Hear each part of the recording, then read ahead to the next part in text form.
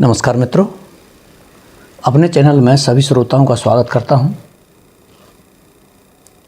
आज की प्रस्तुति में लेकर आया हूं हिंदी के सुप्रसिद्ध कहानीकार, साहित्यकार स्वयं प्रकाश, उनकी एक कहानी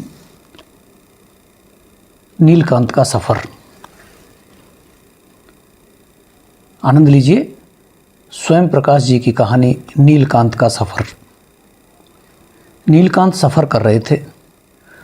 चूँकि वह जनता थे इसलिए थर्ड क्लास में सफ़र कर रहे थे, और चूँकि वह थर्ड क्लास था इसलिए ट्रेन के आखिरी डिब्बे का आखिरी कंपार्टमेंट था। बाकी ट्रेन या तो फर्स्ट थी या शयनयान था या आरक्षित या और कुछ। लगता था साधारण थर्ड के इस कंपार्टमेंट को भी पीछे ही पीछे मात्र दयावश या औपचारिकता निभाने के लिए जोड़ दिया गया है। जब ट्रेन कहीं रुकती तो प्लेटफार्म पर बीचों बीच फर्स्ट के डिब्बे होते, जहां चाय, पानी, पान, सिगरेट, फल फ्रूट, पूछताछ, स्टेशन मास्टर सब सामने ही होता था। साधारण थर्ड अक्सर प्लेटफार्म से बहुत दूर जंगल में रुकता, जहां से हर स्टेशन पर बहुत सारे प्यासे अपने अपने छोटे लोटे गिलास लेकर वाटर हट की तरफ भागते, जो अक्सर सूखी या खाली या बंद होती। तब आगे का कोई नल या प्याऊ बर्र का छत्ता बन जाता। 2-4 पानी पी पाते, 4-6 भर पाते कि सीटी बज जाती और लोग वापस दुम की तरफ भागते। यह सब इतना तय है कि सहज व शाश्वत सा था कि कोई इस बारे में नहीं सोचता भी तो बस यही कि मुसाफरी में तो यह सब चलता ही है। नीलकांत उसी डिब्बे में थे। डिब्बे में भारी भीड़ थी। लोग भेड़ बकरियों की तरह भरे हुए थे। कुछ लोगों की नज़र में हो सकता है यह उचित ही हो, पर पूरा भरोसा है कि आप उन कुछ लोगों में से नहीं हैं, क्योंकि आपको भी ऐसी स्थितियों में सफ़र करना पड़ता है। तो लोग एक दूसरे पर लदे जा रहे थे।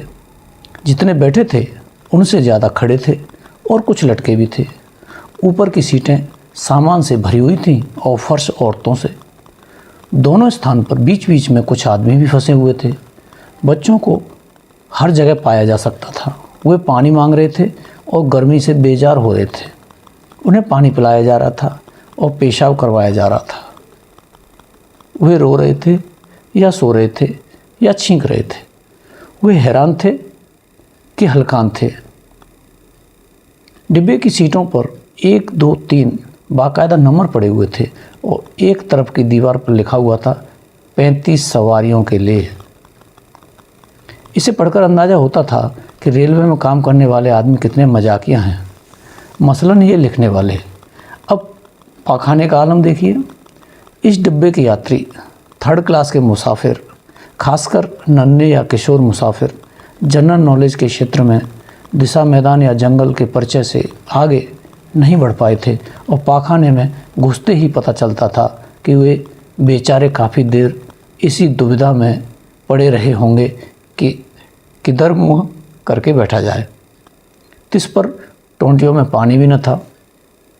साबुन के स्थान पर किसी धर्मप्राण ने ढेर सारी मिट्टी जरूर भर रखी थी, और आईना नहीं था तो क्या बुरा था। ऐसी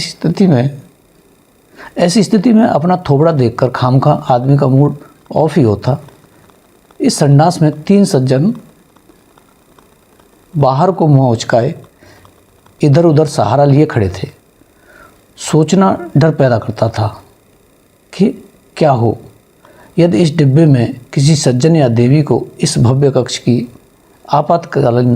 आपातकालीन ज़रूरत पड़ जाए, जिस पर प्रसादन लिखा है।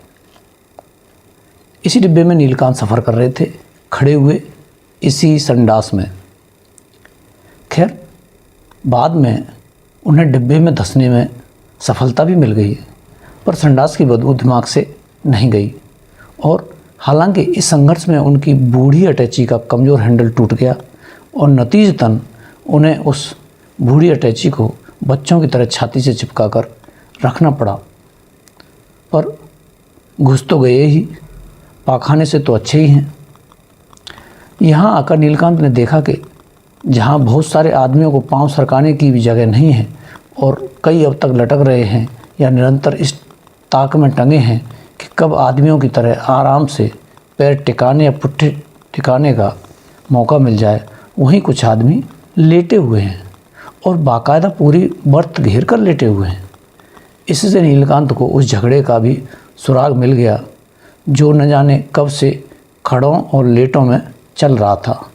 वे कह रहे थे, हमने भी किराया दिया है। जवाब मिल रहा था, हम ठेठ वहाँ से आ रहे हैं जहाँ से ये ट्रेन बनी है, ठेठ बम्बई से। वे कह रहे थे, आपका कोई रिजर्वेशन नहीं है, चाहे बम्बई से आओ चाहे लंदन से। जवाब मिल रहा था, अजी साहब एक बर्थ के लिए कुली को 5 रुपये दिए हैं, रात भर का मामला है, आप तो घंटे 2 घंटे में उतर जाएंगे। इस पर हल्ला मचाने वाला ज़रा ढीले पड़ जाते थे, पर थोड़ी देर बाद वही सब शुरू हो जाता। नीलकांत को लगा जो लेटे हुए हैं वे कितने हृदयहीन हैं। माना कि आपने 5 रुपये दिए हैं और आपको बहुत दूर जाना है, पर कम दूरी वाले क्या मुफ्त में सफ़र कर रहे हैं? क्या उन्हें टिकने भर का अधिकार नहीं? औरतें तक खड़ी हुई हैं और ये बेशर्म पैर पसारे पड़े हुए हैं। यह कोई इंसानियत है? और उसे देखो, सीकिया पहलवान को कैसे आंखें नीचे पड़ा है, जैसे गहरी नींद में हो, समझता है हम धोखे में आ जाएंगे। बोलने वाले भी साले यूँ ही हैं, घंटे भर से काएं कर रहे हैं। यह नहीं होता कि हाथ पकड़कर जरा बैठा दें सालों को, देखते हैं कोई क्या कर सकता है। 40 आदमी खड़े काएं कर रहे हैं और 4 बेशर्मी से पड़े हुए हैं, धन्य हो। और जिन्हें जरा सी भी टिकने की जगह मिल गई है वो ऐसे चुप हैं जैसे खड़े हुओं से कोई हमदर्दी नहीं, लेटे हुओं पर कोई गुस्सा नहीं। नीलकांत ने घड़ी देखी, ट्रेन चले हुए आधा घंटे से ज़्यादा हो गया। आमतौर पर इतनी देर में मुसाफिरों के झगड़े ख़त्म हो जाते हैं और जान पहचान हंसी खुशी का सिलसिला शुरू हो जाता है। फिर क्या बात है, आदमी क्यों इतना लड़ता है? किसे इस ट्रेन में अनंत काल तक रहना है? नीलकांत ने सोचा। तभी अचानक नीलकांत को महसूस हुआ कि गर्मी कुछ ज़्यादा ही है। पंखे देखे चल रहे थे, खिड़कियां बंद थीं। नीलकांत को आश्चर्य हुआ कि इस तरफ उसका ध्यान अब गया।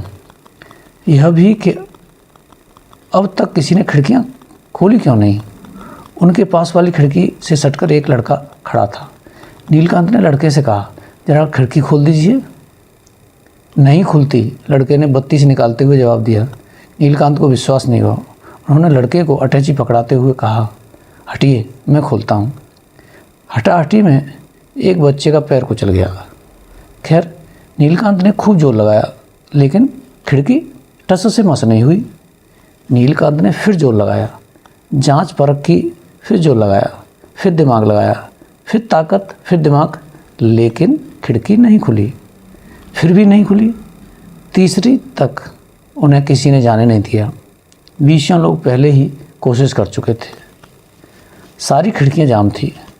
नीलकांत हताश हो गए, पसीने पसीने हो गए, खींच गए। डिब्बे के बहुत सारे लोग उनकी इस हरकत को देख रहे थे और खिड़की पर विभिन्न टिप्पणियां कर रहे थे। एक गाय जैसे चेहरे वाले बाबा, नहीं खुलती तो छोड़ो, बर्दाश्त कर लो, की अपील कर रहे थे। एक उग्र से व्यापारी सज्जन कह रहे थे कि साले सब रेल वाले चोर हैं, इसलिए खिड़की तो छोड़ो, वह नहीं खुलेगी। ऊपर की सीट पर आराम से बैठा एक डडियल गरज रहा था, तोड़ दो।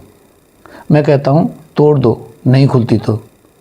यानी लोग अपने अपने दिमाग के हिसाब से नीलकांत को सुझाव दे रहे थे और जिनसे यह भी नहीं हो पा रहा था वे सरकार को गालियाँ दे रहे थे और बाकी सब इस सब को टाइम पास करने का नुस्खा समझकर चुपचाप मज़ा ले रहे थे।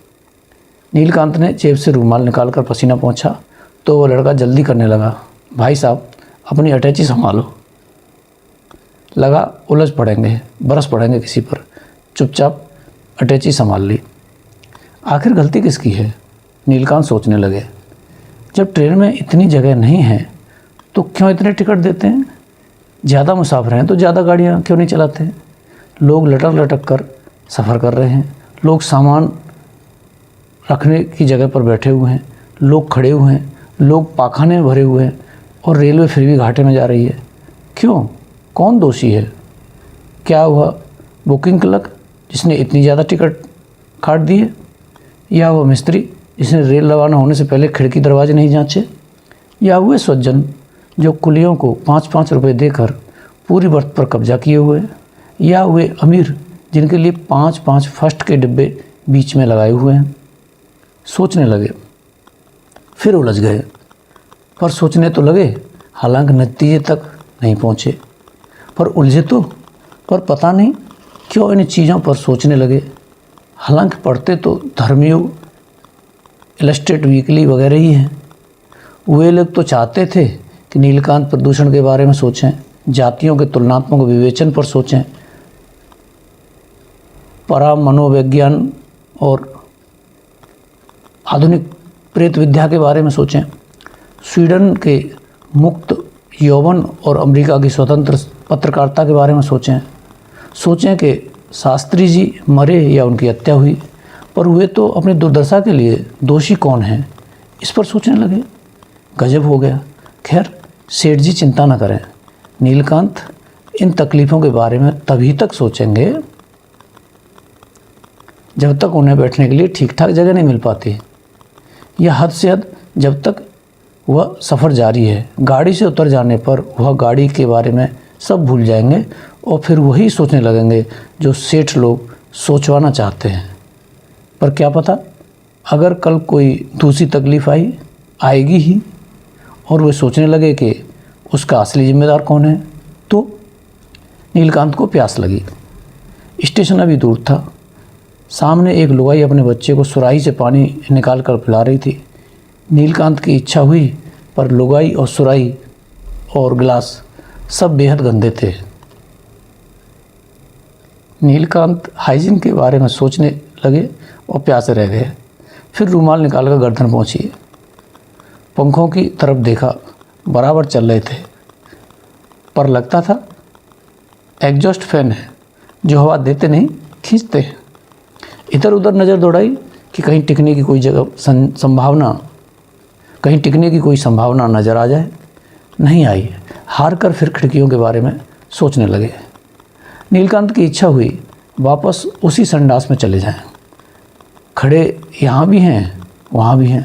वहाँ कम से कम थोड़ी बहुत हवा तो थी। माना कि बदबू और गंदगी और सबसे ज़्यादा अपने संडास में होने का एहसास, ऐसी ही कुछ परेशानियाँ थीं। पर यहाँ क्या कम परेशानी है? और सुविधा क्या है? सिवा इस गरिमा के डिब्बे में है, संडास में नहीं। लिहाजा चलो वापस संडास में। लेकिन वापस जाना असंभव था। बहुत कुछ बाहर था और कुछ भीतर भी था जो रोक रहा था। झक मारकर भविष्य के बारे में सोचने लगे। संडास वाले का क्या भविष्य है? किसी को भी हाजत होते ही वहाँ से बाहर निकाल दिया जाना है। और यहाँ संभावना है कि कभी तो कोई स्टेशन आएगा तो कुछ सवारियाँ उतरेंगी, उन्हें भी टिकाने की जगह मिल ही जाएगी। मित्रों, आपने सुनी नीलकांत का सफ़र कहानी, जिसके लेखक हैं स्वयं प्रकाश जी। यह कहानी का पहला भाग है। दूसरा भाग अगले वीडियो में प्रसारित किया जाएगा। धन्यवाद। नमस्कार मित्रों, अपने चैनल में सभी श्रोताओं का स्वागत करता हूं। मित्रों, अभी आप सुन रहे हैं हिंदी के महान कहानीकार स्वयं प्रकाश जी की कहानी नीलकांत का सफ़र। यह इसका द्वितीय भाग है। पहला भाग आप प्रथम वीडियो में सुन चुके हैं। अभी द्वितीय भाग प्रसारित किया जा रहा है। नीलकांत की इच्छा हुई वापस उसी संडास में चले जाएं। खड़े यहाँ भी हैं, वहाँ भी थे। वहाँ कम से कम थोड़ी बहुत हवा तो थी। माना कि बदबू और गंदगी और सबसे ज़्यादा अपने संडास में होने का एहसास, ऐसी कुछ परेशानियाँ थी। पर यहाँ क्या कम परेशानी है? और सुविधा क्या है? सिवाय इस गरिमा के कि डिब्बे में है, संडास में नहीं, लिहाजा चलो वापस संडास में। लेकिन वापस जाना असंभव था। बहुत कुछ बाहर था और कुछ भीतर थी जो रोक रहा था। झक मार के भविष्य के बारे में सोचने लगे। संडास वाले का क्या भविष्य है? किसी को भी हाजत होते ही वहाँ से बाहर निकाल दिया जाना है। और यहाँ संभावना है कि कभी तो कोई स्टेशन आएगा तो कुछ सवारियाँ उतरेंगी और उन्हें भी ठिकाने की जगह मिल ही जाएगी। उस सुंदर भविष्य के लिए जब वे दूसरे की बराबरी में बैठे होंगे, इस वर्तमान में कुछ कष्ट उठा लें तो क्या हर्ज है। खिड़कियाँ ही खुल जाती तो तन बदन थोड़े ठंडे होते, कईयों को उन पर टिकने की जगह भी मिल जाती। और खिड़की साले इनके बारे में सोचते रहने से तो खुलने से नहीं। कोई औजार वौजार होता तो। अब नीलकांत सोचने लगे कौन सा औजार होता जिससे खिड़की खोली जा सकती थी, और इससे भी पहले कौन सी तरकीब होती जिससे इन पसरे हुए सज्जनों को उठाकर बैठाने पर मजबूर किया जा सकता था। एक तरीका तो यह कि लड़ लिया जाए और अधिकांश लोग उनका ही साथ देंगे, और दूसरा यह कि स्टेशन आने पर गार्ड को बुलाकर लाया जाए कि इन महापुरुषों को। तभी गाड़ी रुक गई। नीलकांत ने सोचा चलो गार्ड को बुला लाएं, पर वह मिलेगा, और मिला भी तो आने के लिए तैयार हो जाएगा, और आ भी गया तो इनको उठा सकेगा। अगर वह फर्स्ट के किसी मुसाफिर के साथ चाय पी रहा हो तो, और साफ मना न भी करने के लिए चले, पर चले तब तक गाड़ी ही चल पड़े तो, और नीलकांत नीचे ही रह गए तो, और मान लो किसी तरह चढ़ भी जाएं और यह जगह भी फिर से न मिले तो। और पहली बात तो यह कि अभी अटैची किसको संभाल कर जाएं, ताला इसमें है नहीं, और हालांकि इसमें ऐसा क्या है जो किसी के काम आ सके फिर भी। और यह लड़का हालांकि लेटे हुए लोग उठेंगे तो इसे भी बैठने की जगह मिल सकती है, लेकिन अभी इससे कहूँ कि ज़रा मेरी अटैची देखना, मैं गार्ड को बुला कर ला रहा हूँ, तो देखेगा, सवाल ही नहीं उठता। एक बात और है, क्या भरोसा कि इतना सब करने पर भी मुझे जगह मिल ही जाएगी। उतरूँ न उतरूँ कि इसी दुविधा में नीलकांत पड़े रहे, और ट्रेन ने सीटी मार दी। ट्रेन फिर खिसकने लगी और आगे बढ़ने लगी। तभी प्लेटफॉर्म की तरफ से 8-10 काले कलूटे फटेहाल मजदूर दांत निकालते हुए दौड़ते हुए आए, और एक दूसरे को पुकारते चीखते एक एक कर सब उसी में चढ़ गए। पहले एक चढ़ा, उसने दूसरे को हाथ पकड़कर उसे भी चढ़ा लिया, उसने तीसरे को, इस तरह सब चढ़ गए। पीछे पीछे 2 धाकड़ लुगाइयाँ भी चढ़ा लेंगी, और भागते भागते आखिरी आदमी गैंती, फावड़े, तगारी वगैरह भी चढ़ा दिए गए, और छलांग मारकर खुद भी चढ़ गया। इस नई भीड़ से दरवाजे और गलियारे के खड़े लड़के और बाबू लोग बुरी तरह अंदर की तरह धकेल दिए गए, एकदम कचरे की तरह। परस्पर धक्के को ठेठ अंत तक महसूस किया गया, और डिब्बे में चिल्ल पुकार मच गई। मजदूरों के तपे हुए चेहरों के बीच खिली बिजली जैसी निगरों हंसी में इससे कोई फर्क नहीं पड़ा। वे अपनी भाषा में बुलंदी से बतियाते रहे, और ट्रेन पकड़ने में सफल हो जाने की खुशी मिलकर मनाते रहे। उनके कपड़े कोयले के बुरादे से काले हो रहे थे, और उस पर मैल और पसीने की मोटी तहें जमी हुई थी। सफ़ेद पसंद आदमी यथासंभव उनसे बचने की कोशिश कर रहे थे, और एक साहब ने, जो दुर्भाग्य से उनके पास ही फंसे हुए थे, नाक पर रूमाल भी लगा लिया था। उनका बस चलता तो वे आँख, नाक, सिर, पूरे शरीर पर रूमाल लगा लेते, पर इससे क्या होता। जो जहाँ था सो रहते ही, गायब तो नहीं हो जाते। अलबत्ता उन साहब का दम जरूर घुट गया। फिर क्या हुआ कि बहुत आहिस्ता आहिस्ता तिरछे होकर लोगों के बीच से जगह बनाते हुए नीलकांत के सामने से होते हुए डिब्बे के बीच तक आ गए। यानी उन्होंने नीलकांत को पीछे छोड़ दिया। वे न लड़ रहे थे, न बक रहे थे, न घबरा रहे थे, न आपा खो रहे थे।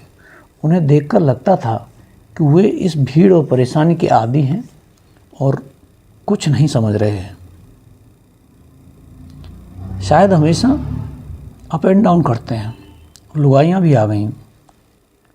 उन्होंने अपने कसे हुए जिस्मों पर कसी हुई कांचली पहन रखी थी और उनके सिर के बालों की चोटी खूब ताकत से कसकर गूंथी हुई थी। पीठ लगभग नंगी थी, पसीने में तर। एक पीठ नीलकांत के एकदम सामने से करीब करीब उसे छूते हुए गुजरी। ऐसी स्वस्थ पुष्ट सबसे सुंदर पीठ कि नीलकांत के मन में वाह वाह सी होने लगी।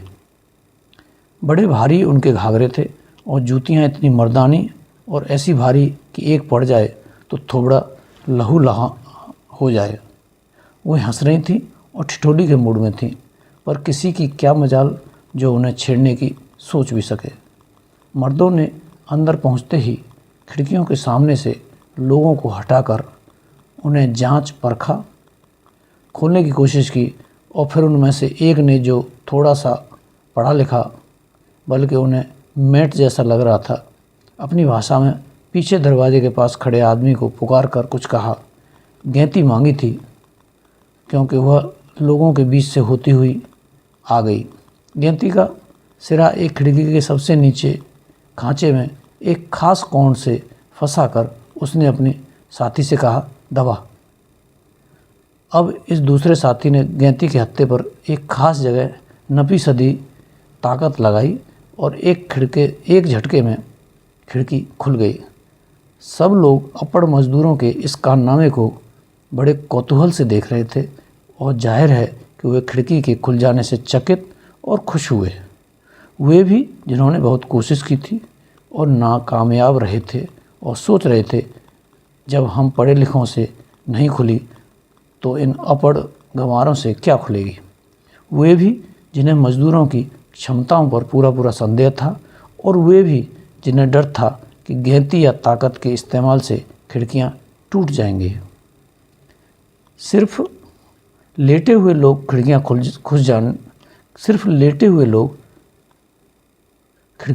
जाने से खुश नहीं थे। उन्हें चिंता हो रही थी कि अब उनका लेटा होना बाहर से भी दिख जाएगा और सब साले मच्छरों की तरह इस डब्बे पर टूट पड़ेंगे। लेकिन उनमें से दो को तो लुगाइयों ने ही पैर सिकोड़ने पर बाध्य कर दिया और खुद आराम से बैठकर पसीना सुखा रही थीं। उन्होंने अपनी भाषा में लेटे हुए को डांट कर कुछ कहा। वे इसका अर्थ तो नहीं पर आशय समझ गए थे और सोचकर सिकुड़ गए थे कि पैर नहीं हटाए तो पुट्ठे भी हटाने पड़ेंगे। धीरे धीरे उन बांकों ने सारी खिड़कियां खोल दी और सारे पसरे पैर और फैले पुट्ठे हटाकर रख दिए, ठाठ से बैठ गए और फिर हंसने लगे। खड़े हुए सिर चकित थे और कई मजदूरों के साथ उनकी बराबरी में बैठने की लालायित थे। इस स्टेशन से मानो सारे डिब्बे का नक्शा ही बदलना शुरू हो गया था। खिड़कियां खुलते ही सारे डिब्बों में उजाला हो गया था और ताज़ी हवा के ठंडे झोंके सपाटे भर रहे थे। बाहर हरे भरे लहराते खेत थे और पेड़ और नदियां और पहाड़ और उन सब पर बड़ी सुहानी शाम बिखर रही थी। थोड़ी देर में ये लोग कोई गीत शुरू कर देंगे, उदासियां दूर भाग जाएंगी। नीलकांत खुश थे, हालांकि खड़े थे। नीलकांत सफ़र कर रहे थे पर खुश थे। मित्रों, अभी आपने सुनी नीलकांत का सफ़र कहानी, जिसके लेखक हैं स्वयं प्रकाश। यह कहानी का द्वितीय और अंतिम भाग था। ऐसी अन्य कहानी और व्यंग लेख सुनने के लिए हमारे चैनल से जुड़े रहें, सब्सक्राइब कर लें। धन्यवाद।